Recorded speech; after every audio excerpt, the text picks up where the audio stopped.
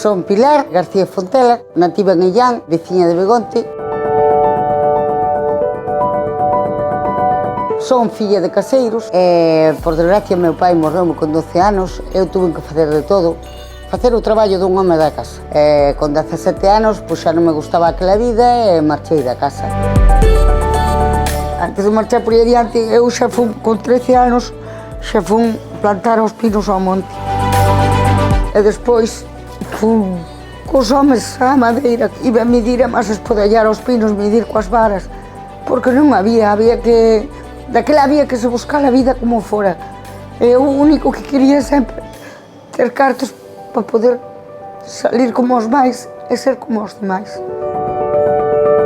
Cando salín da casa só sabía facer os traballos dun home da aldea. Encontrei traballo en Vigo, cuidando uns nenos. Pero depois xa levaba uns cuantos meses alá, empecé a traballar nun bar en Rábade. E depois caseime, e depois xa marchamos por aí adiante. E depois viñamos e montámonos aquí nos negocios, pero con tan mala suerte íbamos todo bastante ben. Con tan mala suerte deron os infartos ao meu home e houve que plantar.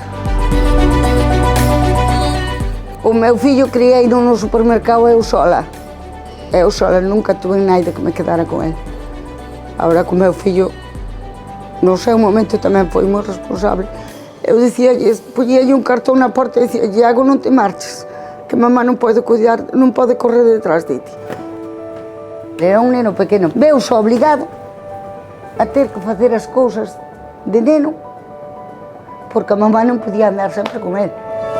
O meu home foi unha persona sempre que me axudou muchísimo, muchísimo, porque cando andábamos por aí adiante, traballábamos os dous, o primeiro que chegaba á casa, ele axudaba a mí. Pero o traballo da muller non está valorado, porque unha muller levántase pola mañá e xa os cacharros do desayuno na fregadeira. Ten todo recollido e xa está todo sin recoller. Quen lles recolle despois? O Día da Muller, un día que merecemos todas as mulleres como calquera outra cousa que fan. Tendo ganas, todo se consigue. Dicen, non hai traballo, non.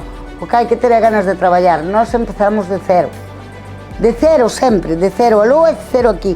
Gracias a Dios, hoxe teño unha casa para vivir.